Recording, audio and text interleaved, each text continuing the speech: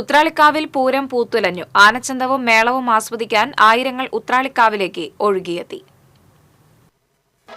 വടക്കാഞ്ചേരി, ഏങ്കക്കാട്, കുമരനെല്ലൂർ ദേശങ്ങളാണ് ഉത്രാളിക്കാവ് പൂരത്തിന്റെ പങ്കാളികൾ. ഓരോ ദേശത്തിനും 11 ആനകൾ വീതമാണ് അണിനിരുന്നത്. ചോറ്റാനിക്കര സുഭാഷ് മാരാരുടെ നേതൃത്വത്തിൽ നടപ്പുര പഞ്ചവാദ്യത്തോടെ ഏങ്കക്കാട് ദേശത്തിന്റെ പൂരം എഴുന്നള്ളിപ്പ് ആരംഭിച്ചതോടെ ഉത്രാളിക്കാവ് പൂരലഹരിയിലായി. എഴുന്നള്ളിപ്പിൽ തിരുവമ്പാടി ചന്ദ്രശേഖരൻ തിടമ്പേറ്റി. ഇതേസമയം കുമരനെല്ലൂർ ദേശത്തിന്റെ എഴുന്നള്ളിപ്പ് കറുവണ്ണ ശിവക്ഷേത്ര പരിസരത്ത് നിന്ന് കാവിനെ ലക്ഷ്യമാക്കി നീങ്ങി. പഞ്ചവാദ്യത്തിന്റെ അകമ്പടിയോടെയായിരുന്നു എഴുന്നള്ളിപ്പ്. കൊമ്പൻ പുതുപ്പള്ളി കേശവൻ തിടമ്പേറ്റി.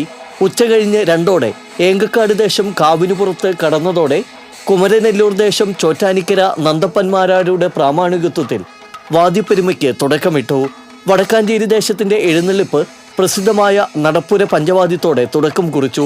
വൈക്കം ചന്ദ്രന്റെ നേതൃത്വത്തിലുള്ള കലാകാരന്മാരാണ് കരുമക്കാട് ശിവക്ഷേത്ര നടപ്പുരയിൽ വാദ്യവിസ്മയം തീർത്തത്.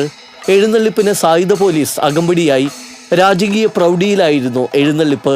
കൊമ്പൻ ഊക്കൻസ് കുഞ്ചു തിടമ്പേറ്റി. വടക്കാഞ്ചേരി വിഭാഗം കാവിലേക്ക് നീങ്ങിയതോടെ എല്ലാ വഴികളും ഉത്രാളിപ്പാടത്തേക്ക് ഒഴുകി.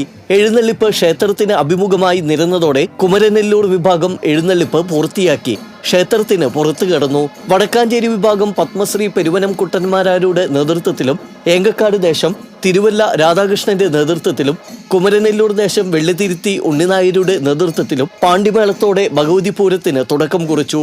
വൈകിട്ട് നടന്ന കൂട്ടിയെഴുന്നള്ളിപ്പിൽ അരങ്ങേറിയ കുടമാറ്റം വർണ്ണക്കാഴ്ചയായി മാറി. രാത്രി ഊഴമനുസരിച്ച് കുമരനെല്ലൂർ വിഭാഗം കരിമരുന്ന് വിസ്മയം തീർത്തതോടെ പകൽപൂരത്തിന് പരിസമാപ്തിയായി. TCV news, Vadakkanchery.